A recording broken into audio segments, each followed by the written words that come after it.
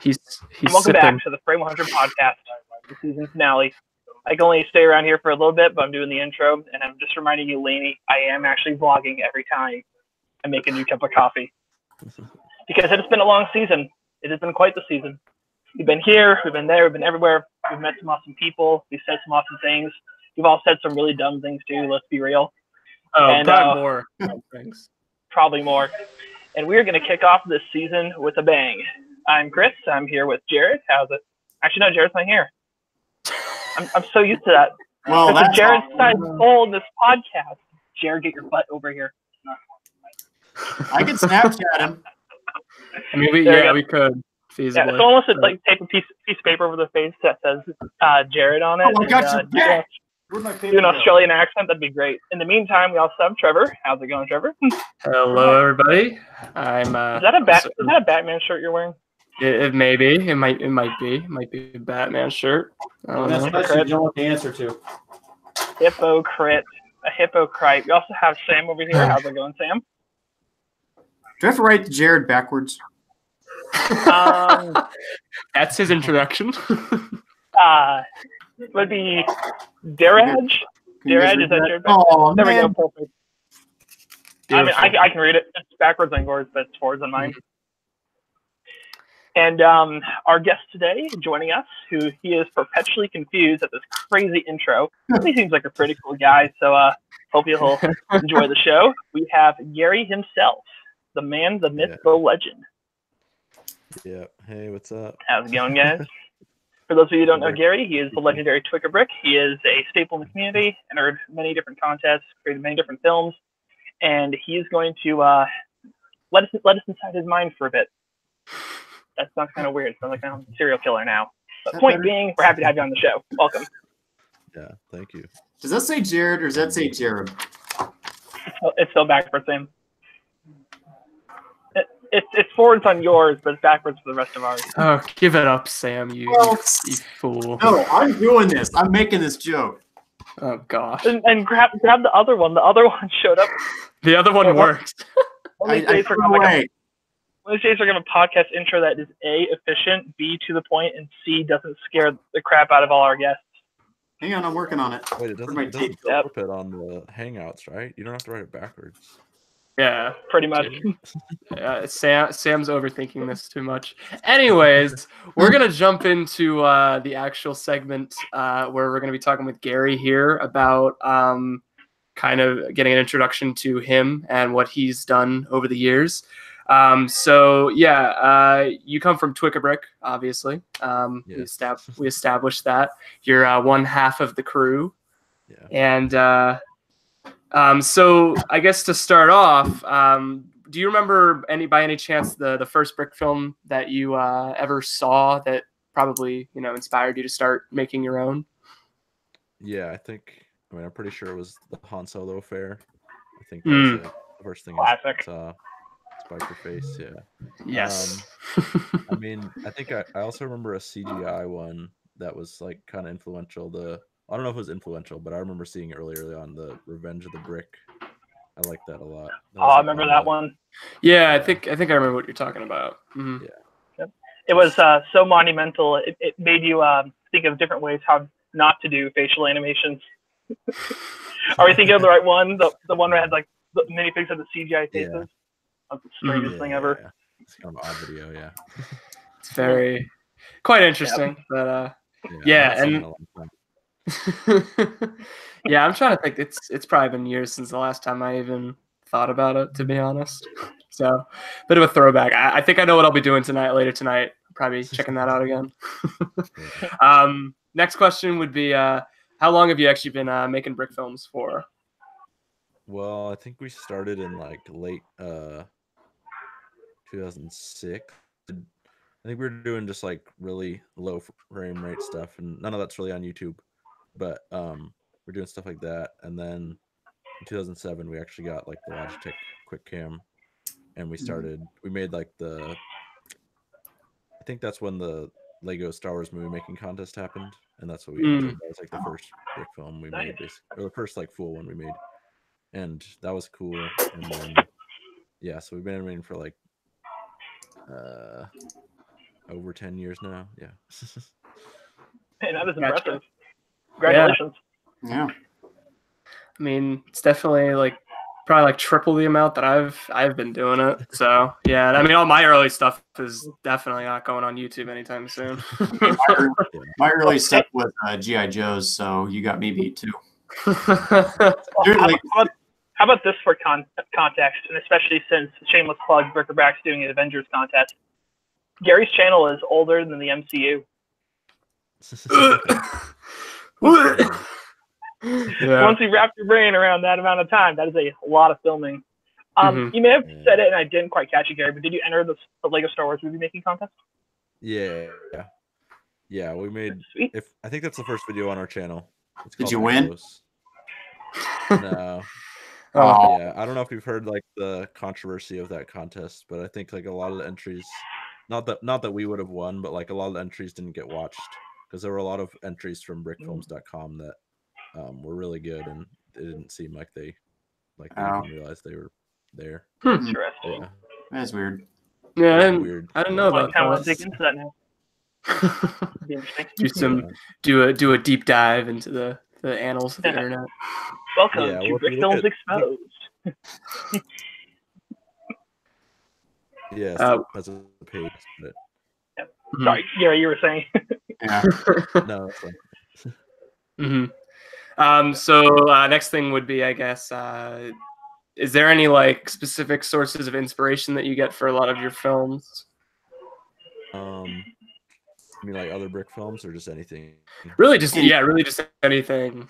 I think I mainly just try to look at like the movies that I like, and yeah, like I don't know, because my movies aren't really like the movies I like, but just like in terms of like cinematography, like I've always liked like Christopher Nolan's movies and I don't know, other movies like that kind of. So I usually just, if I like the way a movie looks, I'll usually try to kind of somehow work that into my movies. Yeah. Question: Blade Runner and Blade Runner 2049? 74. Oh yeah, 74. Yeah, 2049. Yeah. Yeah. What do you think of those? I like them, but well, I like 2049 more probably, but I think the first one's more influential, and I don't know. We can be friends. I'm not a huge fan of the original one, but I we think can be okay. Never mind. We can't be friends anymore. I don't know. No, I saw it only recently, but yeah. It was yeah. That's what influenced my videos. I just want to see. I kind of feel like I'm going to ask everybody that what they thought, gauge them if they're cool or not. And so far, you've made the list. Yeah. Well, in terms of film aesthetics, those are definitely two big ones. So I do find it kind of interesting though that your film inspirations seem to focus on aesthetic as being the key element. Yeah. So how would you say you've incorporated, say, that focus, for lack of a better word, into your animations? Well, I think, I don't know. I can't like think of specific examples. I guess I remember sometimes it just depends on like the movie I've been watching recently. Like when we made The Front, I remember we had just watched The Untouchables, and that movie has a lot of like kind of POV shots. Or they're not like really showy POV shots, but they are basically POV shots. And I feel like that was something that I wanted to do, is always try to have like a shot kind of feel like it's from somebody's point of view. So when we made The Front, that's what I was trying to do a lot of. And it's not like super obvious, but there are shots in there that are supposed to be from certain people's point of view. And but nowadays with the DSLR, like you can't really get POV shots as easily because it's such like it's not as wide of a lens. You can't really get right in there with the minifigs. Yeah. So which DSLR are you using? Oh, sorry. It's a Canon T5i. No, it's fine. Yeah. Yeah. Yeah, because I think all of us have upgraded except for Chris. So yeah. Webcam for life. No, I'm kidding. One day when I have money, maybe. I have a T6. I mean, you can do a lot with the webcam. Yeah. Yep. Yeah. Say I bought a webcam just to use it too. So, I mean. Yeah. But DSLR. Yeah, I know Forestfire uses both of them. Forestfire uses both of them, and it uses like the C920, I think, for shots where it needs to be like right in the minifigs faces. and that's really good because he can get those like crazy, like really, I don't know, just intense. And I guess he uses some sort of like grain reduction though, so it looks more like the DSLR. Gotcha. Yeah. Pretty cool stuff. Yeah, because I know usually when I'm trying to do like a really close up POV, it's just slap a bunch of magnification lenses on there and I'm set. That's usually how I go about doing it. Yeah. So, yeah, I haven't even tricky because, like, even if you can zoom in a lot with the DSLR, like you can't get that like foreshortening where it's like part of the minifig's, like if like the minifig's holding a gun, like their gun is gonna be like, it's not gonna have that perspective on it, you know, if they're pointing at the camera like right now. Yeah. My finger is huge. So it's like Gotcha. Yeah, and then I guess after that, like, is there any certain, like, what's your favorite part of the whole animation process? Is it like set building, the animation, visual effects, sound effects, editing, stuff like that? Is there any like specific part of the process that you just are dead set like, this is the best, and fight me if you think any other parts worse? I think I like, I don't know, I think I like what do I like best? I think animation is definitely a part I enjoy a lot. Like sometimes I'll be like frustrated with like writing, especially where it's just like I just want to like get to making something. But I think like also just setting up the shots, because I do like the cinematography part of it a lot. That can be really fun if you can find like a shot that you really like and that you think will work for the story. Yeah, you get that right aesthetic and you're just like, oh, beautiful. So good. How long does it take you to set up a shot, do you think? It could take me pretty long now, especially with like, because I recently, for like the last few brick films we made, we've done like used like lighting gels and stuff, so I've been spending more time on the lighting and trying to like not just have really like flat lighting. So that can take a lot longer now, but I don't know, probably like it can take a long time because sometimes I'll like set up a shot and I'm like, no, I don't like that, and I'll basically like completely change it up. That probably like I know that 30 minutes or an hour, I don't know. Depends. Yeah. Depends on what deadline I'm going on. Yeah. Do you usually tend to like set a lot of deadlines for yourself, or is that usually reserved just for like contest stuff when you actually have a deadline? Right. Well, most of our videos are for contests, so yeah. Yeah, we always have the contest deadline. But, yeah, more power to you. I mean, I've tried to set deadlines for myself, and I always miss them. Like the project I'm working on right now, I want to try and have it done by Easter, but at this rate, I've got like less than a month or something to work on it, so that's probably not going to happen. It took me 3 weeks to do one shot for the film, or one scene in the film, and there's like 10 more that are all longer. I got you. So, Trev, I got you beat. It took me a month to get one scene done. 10 months to finish Bob and Randy episode 3. That's true. Oh gosh.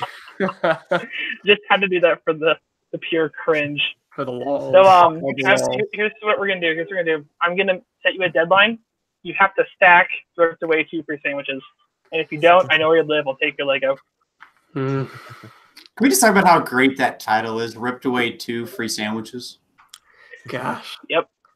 I don't know. Yeah, Chris, have you gone back and looked at all the submissions for the yes, title? I have actually. Let me quickly pull up the website. The last podcast. I can't see the comments. Quick detour here. I think last I checked, like only one person actually put in the comments their entry. I deliberately told them make sure it's in the comments, not the live feed, because I can't do the live feed. I think it was dibs. I'm pretty sure. I want to double check here. This is like the most undramatic reveal ever because it's taking me forever to open a web page on this campus internet. Okay, so here we go. What we got?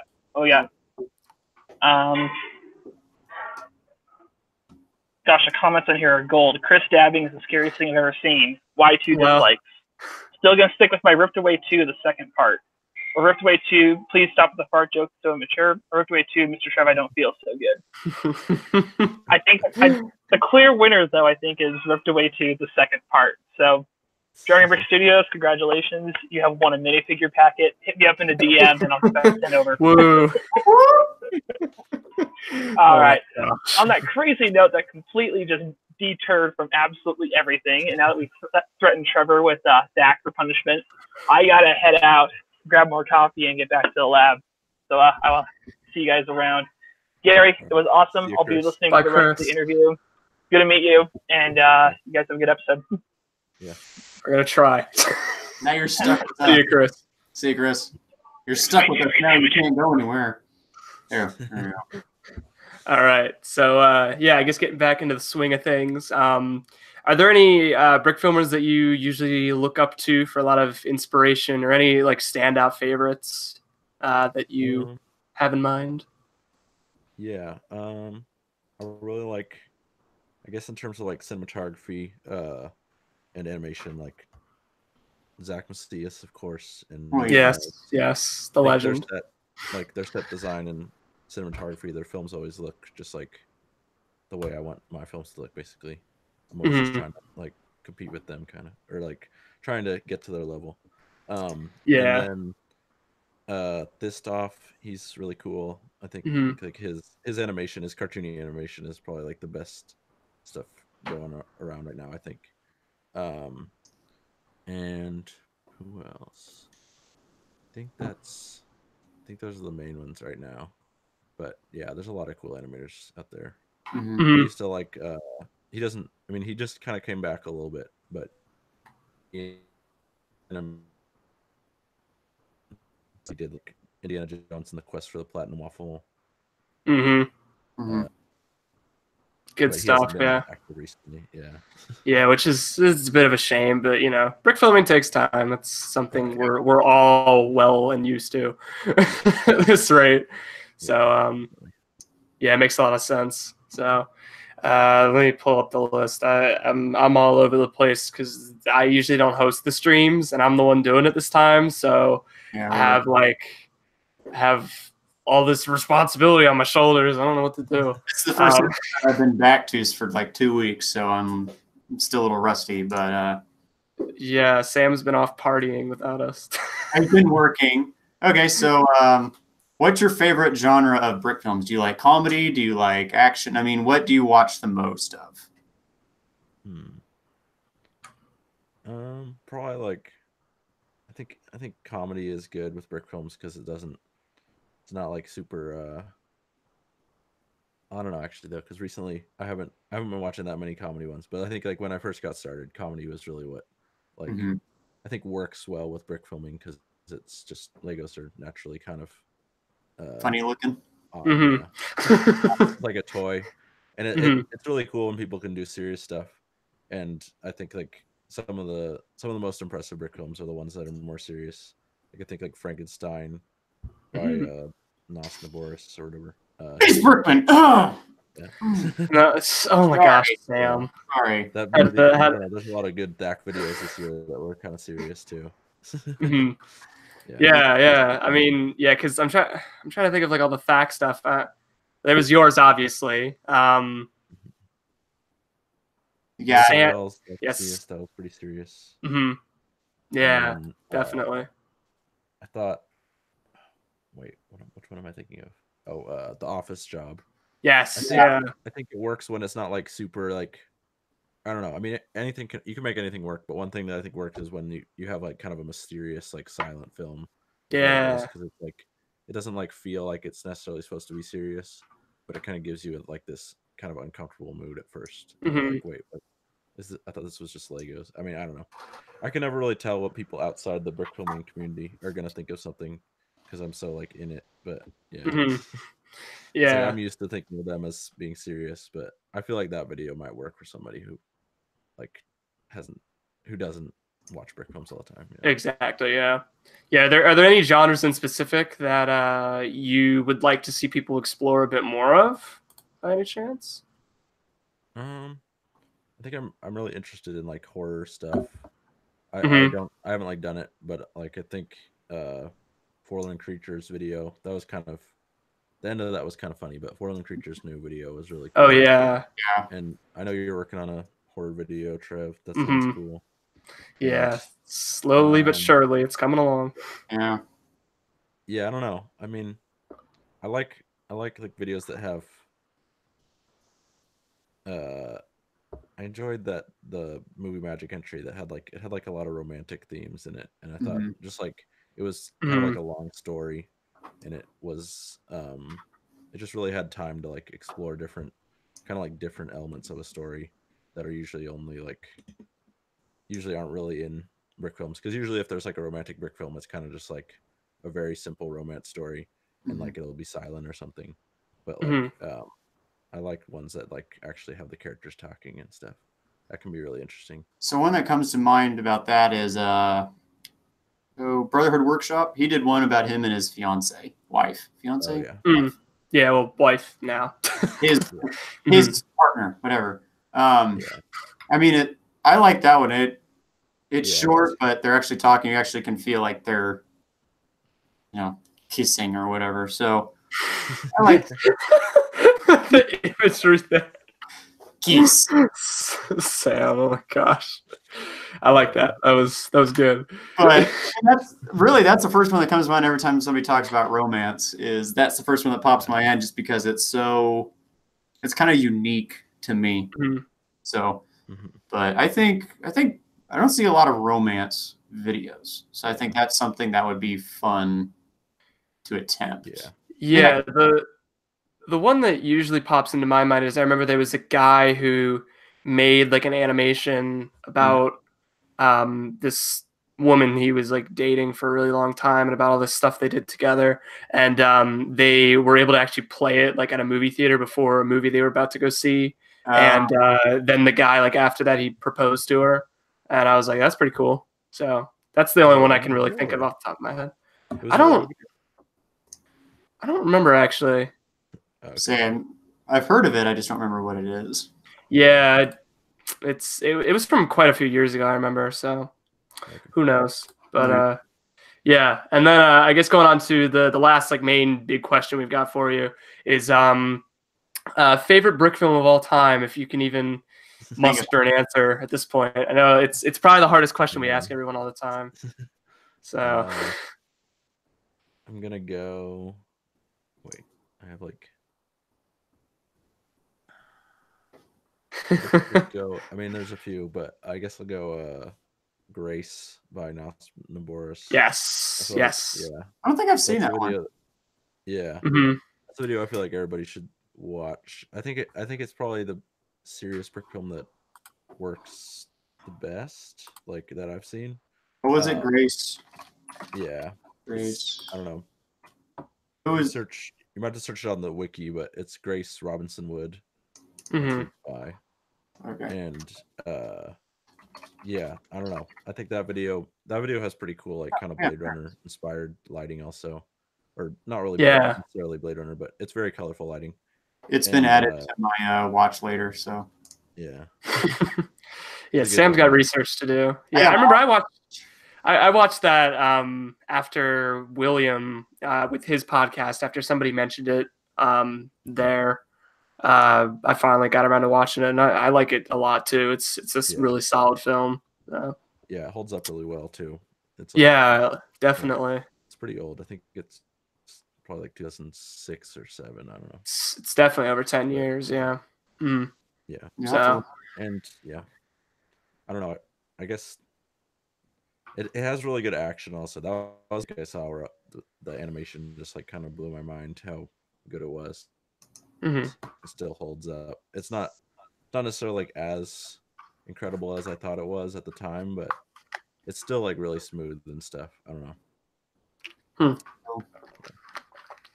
Yeah, but I guess those are all like the introductory questions that we've got for you. So we'll probably that was the first test. All of you in the comments are going to be a test later. If you pass, you pass. If you fail, I don't know. Anyway, continue.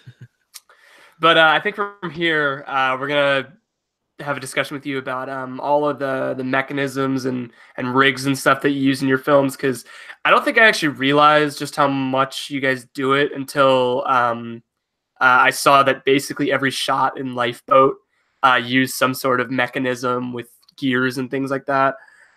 So I know really I just wanted to pick your brain on kind of how you go about doing all that stuff, why you do all that stuff, things like that. Yeah.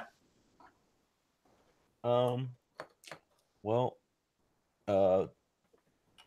Lifeboat is definitely the one where we did the most of it on.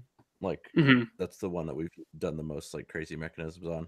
But I'm actually pulling up my Flickr, my Flickr page right now just to remind myself of the different stuff we've done. But yeah, I think the first kind of like mechanisms that I built were mainly for the camera, because like especially with the Logitech QuickCam Pro 4000, like that was like a little circular camera that you could pretty easily like connect to Lego pieces, because it had these little holes on the side. And then you could also, one thing that I did with that was I built basically like a little ball rig for it out of Legos that would just hold it, and then it could just rotate freely. And that was when I was just trying to do more like handheld looking Lego shots. Yeah. But yeah, I don't know. Is there a specific rig you wanted to ask about? Thinking off the top of my head, probably I really like the way the waves looked in Lifeboat specifically. Yeah. Well, yeah, with that one, I mean, that one was like the most like research and development, I guess, that I've done on a brick film, because a lot of the time that I spent on that video was just like figuring out the rig at the beginning before I even started shooting. And that was I don't know, I have like the behind the scenes video. I'm trying to think if there's anything I didn't say in the behind the scenes video. But like, ooh, we got some extra bits here. That's nice. Yeah. When we were, I don't know, like basically it was like I wanted to make it so that I could turn the gear, just turn one gear and be able to have the whole thing move. And we kind of accomplished that with the rig. It would be a little like finicky. We'd have to kind of fiddle with the all the waves to make them move right. But usually, yeah, it was pretty easy to. It didn't take too long. It didn't slow us down that much to have the rig like have the waves be moving each shot, which was like I wanted to have something that like looked really impressive each shot, even though it wasn't actually that hard to animate. And I guess just to go into like some of the background of that, I think I mentioned this in the video, but yeah, like Jason Alleman, he does like those kinetic sculpture stuff on YouTube. And yeah, definitely he was like the main inspiration for that. I was like, wow, if you could do that in like a brick film, and like you could even try to do more elaborate stuff, but I just kept it to a simple like gears turning. But like he does like crazy stuff where like he has like sculptures and their legs are moving, like they're walking. Yeah, and yeah. I feel like you could really push it further, and like I don't know, just there's probably more complex movements that you could automate with a rig. I know Forlorn Creature has been talking about doing like anime inspired like when you slam down on the ground and like boulders fly up in anime or whatever. Yeah, I remember seeing the test footage he had of that like a few months ago now. Yeah. That was pretty impressive. So yeah, it's something I know. I've tried to incorporate mechanisms into my stuff when I find it to make the animation process easier.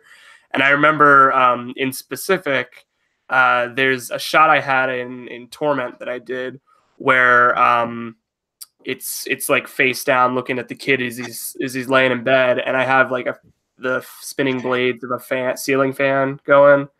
Yeah. And I tried really hard to rig that up with like all the gears I had, so that I could actually like just spin a crank and it would turn the fan a little bit. And the more and more I fiddled with that, the less and less it worked. So I kind of just ended up giving up on it, and I made sure it did a full rotation and then just repeated the footage in post. But yeah, it's something it stinks because I remember there was that book that Lego, like it was an unofficial Lego book sort of thing where they had like you could get a bunch of different gears and stuff in that.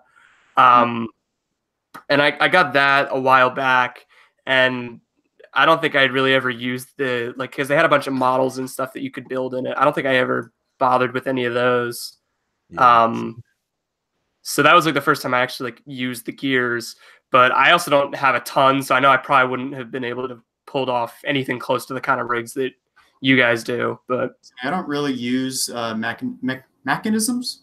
I don't really use mechanisms. I don't really use mechanisms very much. I'd like we've all said I'd like to, but I just with the stuff I do, it's hard to find spots to fit it in. Yeah, because it's the stuff I work on takes place in the 50s, so there's not really a lot of like machines moving or anything like that. So it's hard. But fan moving though, I mean, you probably couldn't recognize that, but yeah, I mean, I always try to have a fan moving in the background, but most of the time that's just me just moving. I mean, it's not like it's not like it's a ceiling fan that's like that big that just it's just a solid fan. But I always wanted to use them. They're harder and harder. I mean, I guess when I do when I try Tron again, I might try and use some mechanisms for it, but I don't know if I can use it for Brickfilming. But I really do respect the fact that you use them. I mean, it takes a lot of work, a lot of toying around. So kudos. Yeah, it's interesting. I don't know. I mean, I feel like I've just kind of gotten into it for reels, I guess. But it's I don't know. It's like it's kind of like a different side of filmmaking. I mean, because like they do like crazy stuff. I was reading this book about Jurassic Park, and just like the stuff they built for that. It's crazy to me how much of that is not CGI. Like, because I think you just assume some parts of it are CGI, but like there's not actually that much CGI in that movie, and like the stuff that they built for that, and like actually had to like physically build it, and I think it really shows because I think that movie does look, the special effects really do hold up in that movie. But,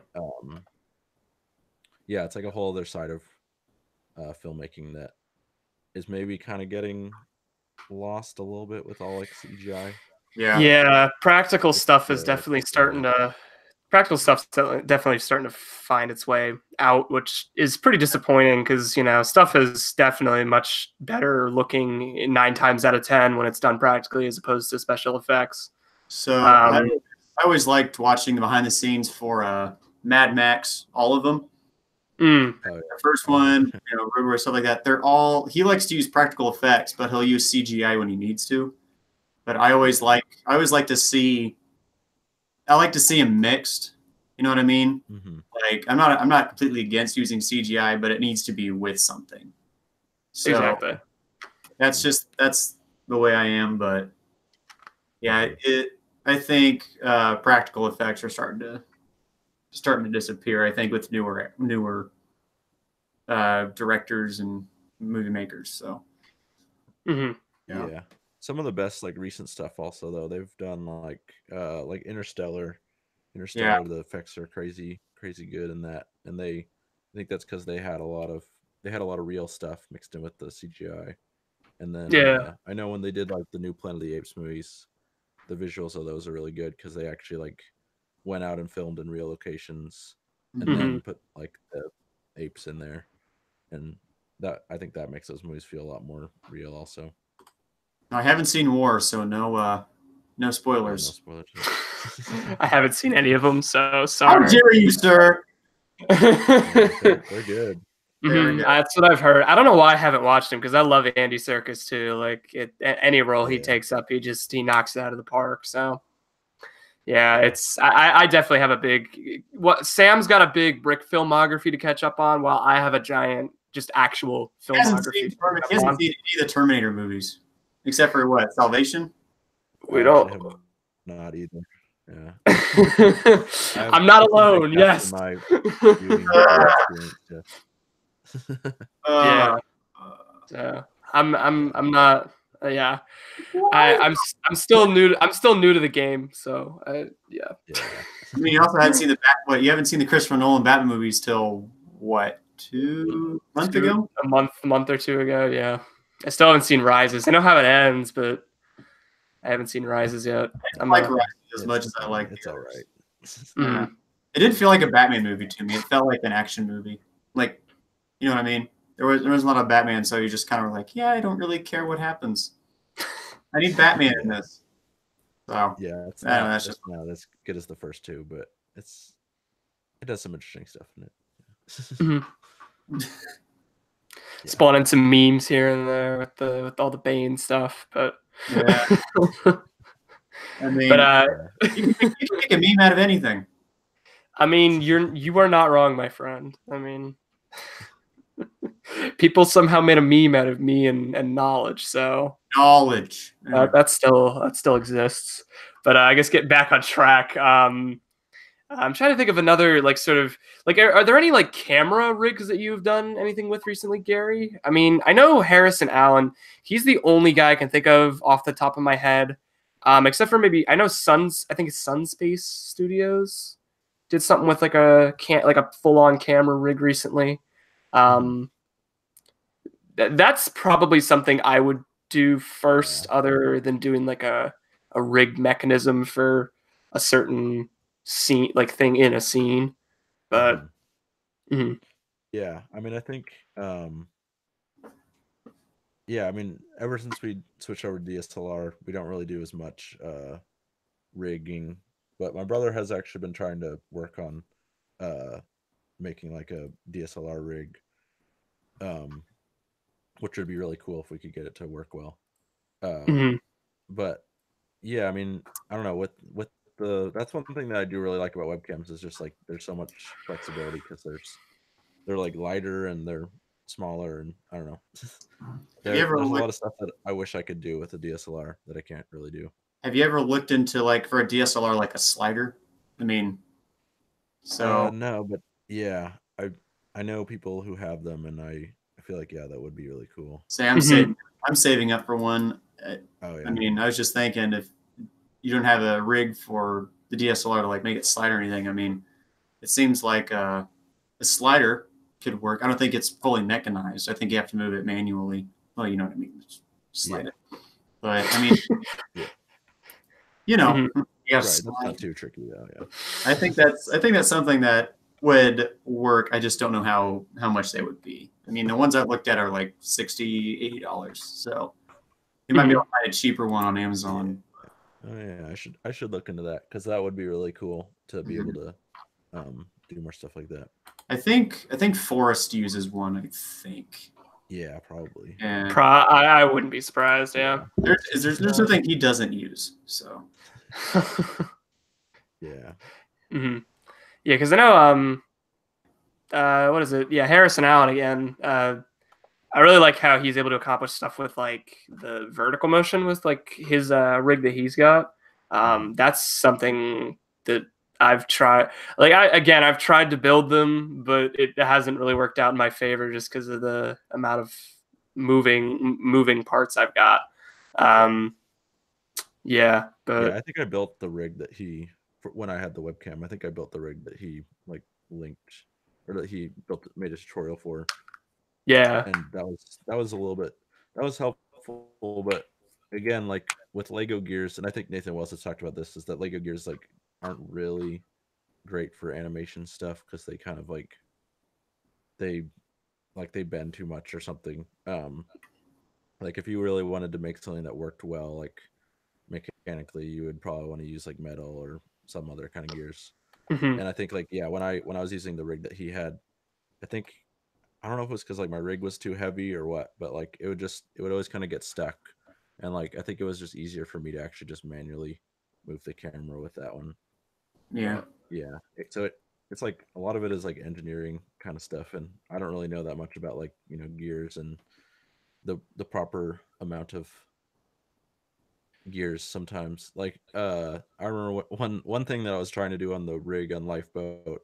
One problem that I ran into is like I tried to make something that had like I don't remember what I was trying to make, but I put like way too many gears on the thing, and after a certain point, they all just kind of like seized up and stopped moving. So it's like you have to. There's definitely limits to it, and like I don't know, learning about mechanical stuff would definitely help in case, yeah.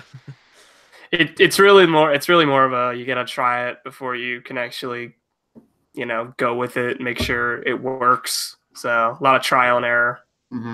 Yeah, and a lot of stuff in like filmmaking is kind of just finding the easiest way to do something. So like, yeah, you don't need to like overcomplicate it if you don't need a crazy rig for it. Like if you can do it easier and just do it like because the thing is with the waves is like that's like the whole video. Like the whole video has the waves going through it. So it's like if I was to animate that for each shot, like it'd take you a while. Yeah. So like, it was just each shot I did. So I just put some extra work in at the beginning, and then I was able to do each shot pretty already. So how long did it actually take you to make Lifeboat? I mean, like, I don't think it was actually that long. I think it was like a month and a half probably, because it was for the movie magic contest, and that's right. Yeah, until the end. And like so if you didn't I finished Brawl, and I was like, oh, I should make another brick film. I really like brick filming right now. Yeah. I was thinking. Like, oh, go ahead. Yeah, go ahead. Oh, just I don't know. Sometimes I have all these all the Lego stuff like in the garage because we don't always have like a place to animate right now. Just with certain I don't know. Just there's a lot of Legos take up a lot of space, and you gotta. Always have them in a space where you can animate. So I've got this. You can always have, like, so I've got this whole room. So yeah. Yeah. So definitely during the summer is kind of more when I come out to actually animate, get a lot of stuff made, and then I kind of like put it all away in the middle of the year more, or in the end and the beginning of the year, I guess. I brought it out for Thack though. That was fun. Yeah. Because it's the most thackiest time of the year. Is that I'm pretty sure that's how it goes. Yeah. That we said on the stream, or was it some? I think it might have been that. Yeah, I think. Yeah. That sounds familiar. I think was Whammy the one? Whammy or Pong? One of those two. I don't know. If you're watching this later or now, guys, just let us know. But maybe the chat can help us out on that one. I'm not sure. But yeah. Because the other thing I really like about your stuff too, Gary, is like it seems like a lot of it's primarily Lego. Like there isn't, you know, a lot of special effects stuff involved. It's very much more everything is done as much stuff is done in camera as can be done. And that's definitely something I like over having to go through special effects and things like that. Again, though, blending the two, not a bad thing. Yeah. So I would kind of like to try to, because like I think one of the things is like I've always kind of wanted to have like a style maybe, or like I really liked, I don't know who kind of got me into like what filmmaker got me into wanting to make everything like in camera, maybe kind of Christopher Nolan and stuff like that. But because I know a lot of his stuff is practical, especially like, well, yeah, like The Dark Knight, they actually like flipped over that truck, which is crazy. I always think of Inception, where they do the hotel room or the hotel hallway, where they actually put on the tilting. Yeah, so Inception is pretty crazy, the stuff they did in that. And I think the first video that we really did like a lot of practical effects was The Taste of Victory, which is kind of old now, but that one, there's like we did like some brick built explosions, and those can be really fun. But those are something that like you kind of have to, another thing you have to kind of like test a bunch of times before you actually want to film the shot, because like you got to build each frame. And it really helps if you can like build each frame beforehand and have them all kind of like lined up, and then just like you know switch them out each frame when you're actually animating the shot. But and then what else did we do? We did like rain for that one. We did the brick built rain, which was fun. Or that took really long, but that was fun. I don't know what else did we do. The rain sounds interesting, actually. Yeah, that was fun. And I think Pongal, I really liked his snow video that he did Yeah, recently. That was one of the the coolest Christmas things I've one. seen in a long time. And he just did it with like a sheet of glass, I think. Yeah. Pretty amazed by that. Yeah. It seems like, and I don't know, he got the movement of the snow down so well. Like, yeah, I don't know. I always love it when I see people doing stuff like that. And what else? Have we done anything else that's really practical recently? I don't know, muzzle flares. I always like trying to do those in camera. Yeah. Those are really easy, but I like those a lot. And one thing, wait, so can I screen share actually? Yeah. Yeah, you should be able to. Okay. Well, here, I'll just, no, but I want to just, okay, wait here. Okay, we can keep talking. Yeah. That stuff is really cool. I don't know, I think that's like the, oh wait, yeah. I had a thought I was going for, but basically I think, yeah, I would like to try to do more visual effects stuff actually in the future, because I think, or more like CGI kind of stuff, or at least compositing and I don't know, like, yeah, compositing, because that's one thing that I think is like, you should always, or what I always want to do is I always want to make it look like it could be actually Legos. Like I think Lego War Target Earth, I think that's what it's called. They did kind of the Lego movie style where they had like CGI, but it was CGI Legos always. And I think that's what I always am going for, is stuff that looks like it can be actually there, but it's not there, I guess. And yeah, but I think the problem with like wanting to have like a certain style or whatever is that like, well, you don't always like grow as much, because you're always just thinking like, oh, I want to, like, I want everything to be practical and I want to do it like this set way. But whereas if you're like, well, I'm going to do this one practical and the next video I'll try to use CGI, then you get more experience with stuff. So I think definitely in the future I want to try to do more like maybe some CGI stuff, or not CGI, because I don't know much experience with that, but yeah, at least a lot of compositing maybe, because I think like the compositing in Nathan Wells and Zach Macias's space video, like that was good, and that was only in like a day, and I know they've done like some really high quality compositing in some of their, like the Guardians of the Galaxy project Nathan Macias was part of, that looked really good. But yeah, the reason I wanted to share this thing that's on my screen right now, because this was something that I never took a picture of it, and I always want to like revisit this idea, but and I have actually like a video or like an animation that I did in this little hallway, and like this is something that I would like to do more of, is like really tight spaces in brick films. Because what I did for this was I actually had like so I don't know if you can see my mouse, but basically on the lower edge of the floor, like the wall would just kind of slide, the whole like wall and ceiling would slide out of place, and like it was really easy to like just pull it all back, or I don't know, it like slid some way that it was easy to just like pull it all out and then animate the guy and then just put it back into place, and that made it like really it was just like, it wasn't going to bump around a bunch because it was all like built in and would just slide really easily. So that's something that's like that's actually a really good idea.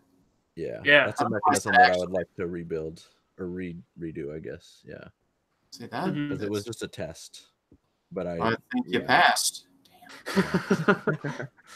Yeah. God, now I'm kind of interested on how that happened, on how you did that. Yeah, I think it was like the back wall and the wall that's on the right would just slide backwards, because it was all built into like little pathways basically. Because you can see how there's like I don't know if you can see, but on the little like pipes behind there's like a tile touching another tile. Yeah. So, like, that would slide back. Yeah. Damn. Gotcha. But yeah, that would, I don't know. That's something that I've always wanted to revisit, and I'm kind of like bummed that I didn't take a picture of it and at least share it. That's one thing that I feel like I used to be like, kind of like, I want to like be the first one to do this, so I'm not gonna like share my now I'm not gonna share my tests. But like Mhm. now I feel like I should just like share my tests and then other people will actually use them and make a cool video. Yeah. And it'll be cool to get more people doing it if they want to. But yeah, I know people have done like all sorts of what's it called?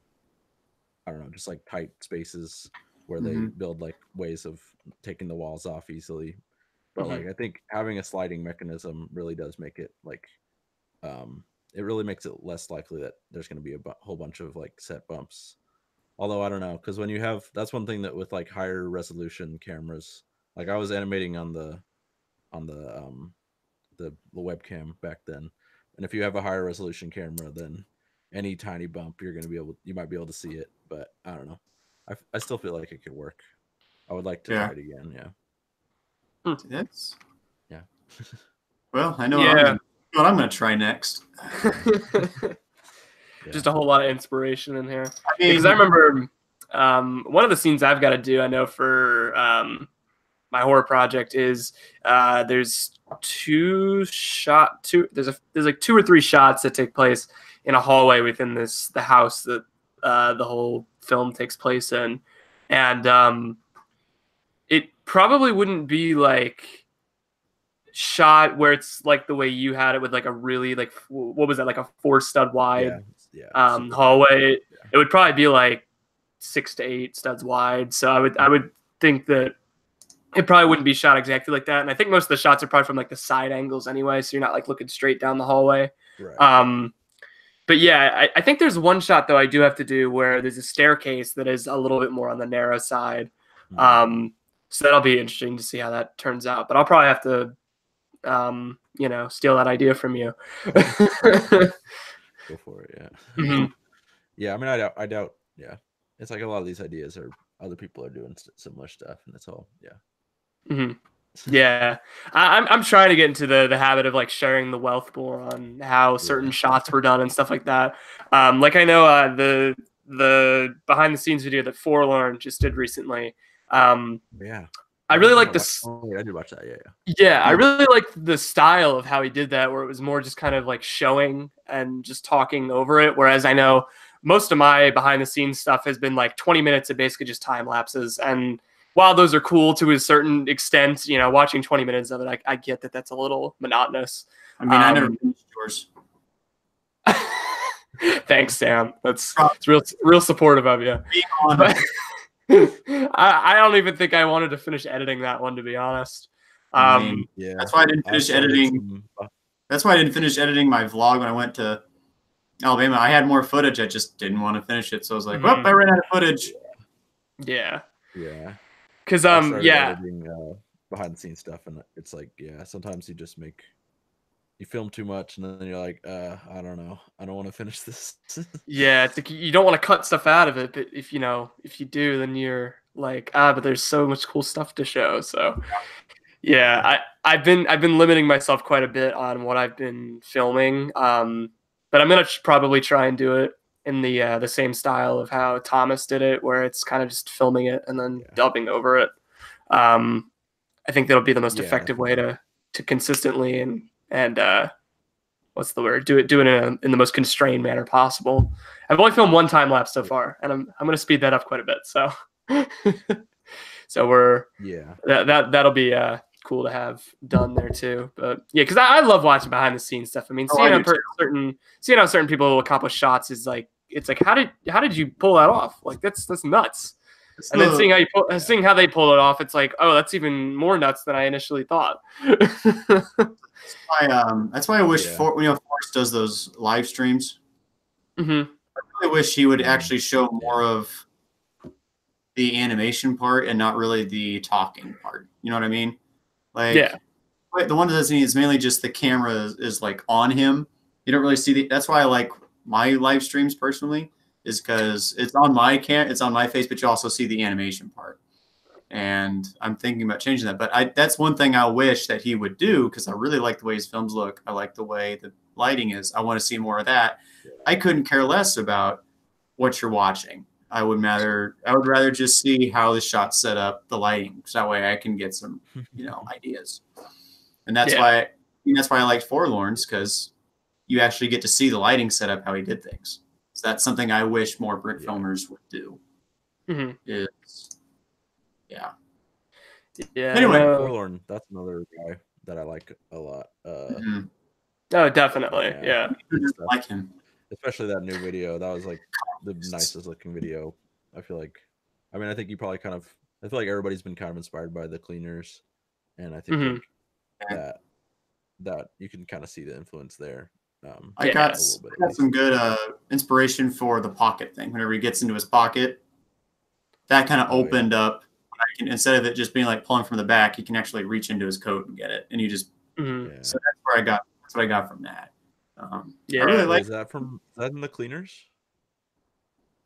I think pulling out, isn't it like the coin? I believe he's pulling the coin out of like his coat pocket. Oh, okay. It's whenever he finds he finds the money in that Bible, he puts it in his pocket or his jacket pocket. You're right. Yeah. I mean, that's where.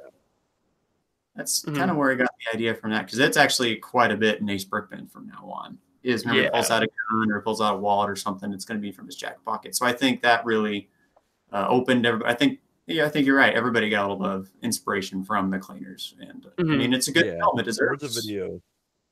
Yeah, definitely. I mean, it deserves. There's a video that came out right after it that had the same technique, and I think I kind of forgot that it was even in the cleaners, and I was like, oh yeah, that's from the cleaners, or that's from that video, right?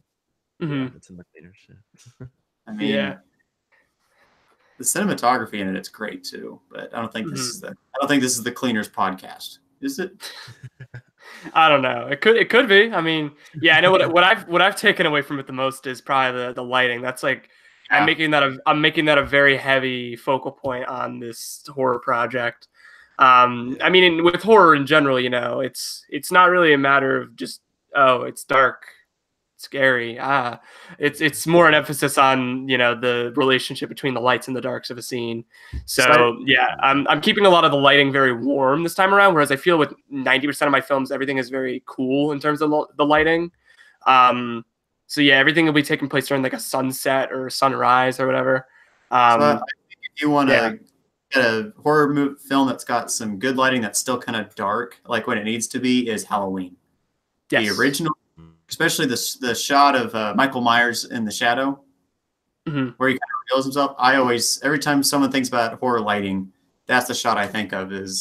That's really good. I think that's something you could use in that. I mean, I haven't read the script or know if there's, but I think that's a shot you could use. So like if it's like a demon or a ghost or whatever, you can just kind of have them in the background, just kind of faintly. And I would kind of do it. I mean, this is just me thinking out loud. I would kind of do it kind of before, just to kind of foreshadow kind of what's going to happen. Just kind of like faintly in the background, someone's watching them. So I've definitely, I'm keeping the script under locks because I don't know. I just want it to be a surprise for everybody. I've only shown it to 2 people. I have a drafted version because the script I initially came up with, I drafted it for one of those the weeks of the summer contest that Brickfilming did last year. So the rough draft, like the rough cut of it, is out there for everyone to see. But I've since I've gone back and edited it very heavily to the point where it's actually like a single coherent thing. So I've only shared that I think with Zach, who I'm having voice in it, and Tom from Scorch Bricks, who will also hopefully be voicing in it. And there's a few other voice actors I have yet to reach out to. Yeah, Zach Macias. Yep. Cool. Yeah, he'll be voicing the father figure character in the film. Oh, I didn't know you actually. I didn't know you got him. I thought you just messaged him. Yeah, no, I messaged him, and he ended up getting back to me a few hours later. So I wonder if you do Ace Brickman. Doesn't hurt to ask. I mean, I just don't know. I don't know what character he could be. I think the only character I don't have for right now is one for Trev. I gotta think of something for that one. I'm thinking I have an idea. Anyway, didn't mean to get sidetracked, but I didn't know you got him. Good for you. I mean, I think that'll really help kind of get your video out there. I think a lot of people. Oh yeah. Yeah, because that's one thing I know, Gary, with a lot of your films. I mean, they stay pretty consistently quiet for the most part, and I think there's a lot of power that is able to be, you know, accessible with that. What you know, like in terms of quiet, in terms of what? Like in terms of like dialogue, like a lot of the films are like, your films are very light on dialogue, at least I feel personally, but I think that helps a lot with like giving a lot of good ambiance, not ambience, ambiance to a scene. Just a lot of good ambiance to like the world that the characters are living in and stuff like that.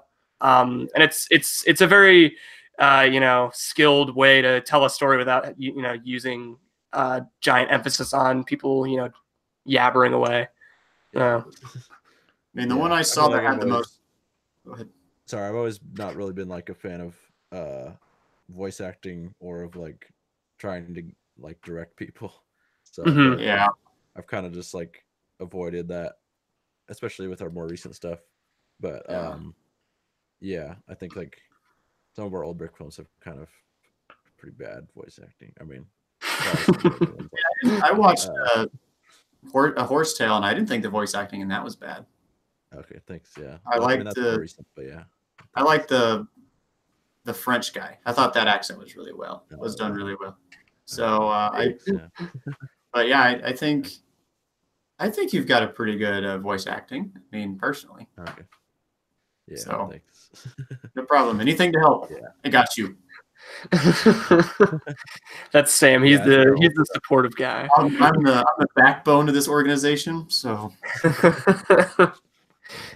I'm not actually. I'm just here because I'm bored. Just kidding. Well, on that positive note, yeah, I think we've hit the hour. We usually try to keep these, you know, at around the 4 o'clock mark. So yeah, we'll probably start winding down here. But thank you so much for joining us today, Garry. If you, I don't know if you want to tell the people where they can find you on social media, or not, if you don't want them bothering you. I don't know. Yeah, Twitter is Garry Moore 234, and here I can link them. That's the main thing that's the main social media I use. I mean, YouTube. Yeah, YouTube is Twickabrick, and that's pretty much it. Yeah. Yeah. Well, actually, I have my other channel also, which I don't really post Lego stuff on usually, but I have my just Garry Moore channel. But, I don't know. That's if you want to see basically other projects I'm working on, because I do some other stuff. Just it's still animation, but or some of it's still animation at least, but it's just it's not Legos. Well, because isn't that where 3 Mini Brick Films 5 Me is from? Yeah. If I'm remembering correctly. Okay. Yeah. I don't know. If you want to keep it to yourself, that's fine. But I don't know if you had any plans on doing more stuff with that in the future. Personally, I love those videos. I would like to do stuff like it, but I don't know if I'll ever bring it back exactly how it was. Yeah. I understand that. It was fun. It was just a lot of editing. I think I realized, like, wow, people who make these like video essays, they have it's a lot of work. Yeah. I remember I was gonna do a review of the Lego Movie 2, and then it was just a matter of like, I had a vlog I was trying to upload. I think like another video I was trying to finish at the same time, and then that on top of it. And I just kind of was like, you know, I'm just gonna push the review to the side. It's not that big a deal. I could just rant about it on Twitter. It's all good. I'm still waiting for that review, by the way. Oh my gosh, Sam! I think I might actually go see it again. If not later today, probably tomorrow. It is by me. But yeah, so. I also have to go see Spider-Verse. Yes, yeah, that comes out on. Right. Yeah, I think it was at least for a week. I'm not sure if it's there anymore, but it comes out on DVD Tuesday. So I'll be picking up the Blu-ray edition of that. Yeah. I love that film. Yeah. So, yeah. I need to go mark off my list so everyone else can leave me alone. I'm looking at you. But yeah, so thank you so much, Garry, for joining us today. It was quite a pleasure having you on. Yeah, thanks for having me. It was fun. And yeah, so that is going to conclude, I guess, the entirety of season 4. This was the finale for season 4. So yeah, us over at Frame100, we're going to be taking a little break for a few weeks. We haven't definitively decided on when we're going to come back, but you guys will be the first to know on our Twitter at Frame100 Podcast. We're going to be changing up the format of everything. We really want to bring the webcam stuff back. That's why we've been doing a lot of stuff on Hangouts again recently, as opposed to through OBS. We're trying our hardest to figure out a way to do face cam stuff through OBS.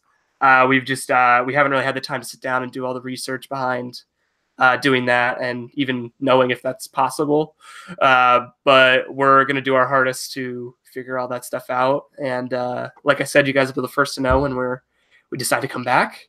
If you would if you'd like to be a guest, that there's a yes, we have in the description we have a Google form that you guys can fill out. We've been checking that periodically to try and see who we might pull from that. So yeah, we'll just kind of go through the list and evaluate who we find suitable to bring on the show. And yeah, we're definitely trying our hardest too to get better at scheduling guests too, because Garry can attest. I let him know last night that we wanted him on today. So yeah, our scheduling isn't the greatest. These podcasts usually get thrown together pretty last minute. But they're still entertaining. Yeah, we hope people still get some enjoyment out of them. We have 6 people watching. It's better than nothing. Better than when I get on my live streams. So. Oh, Sam, you fool. But yeah, so that's gonna conclude it for season 4 of Frame100. Thank you everybody so much for tuning in throughout the whole season. It's been quite the blast getting the guests that we've had on this season, and we will be talking to you guys again very soon. So see ya. Be safe. Don't do drugs.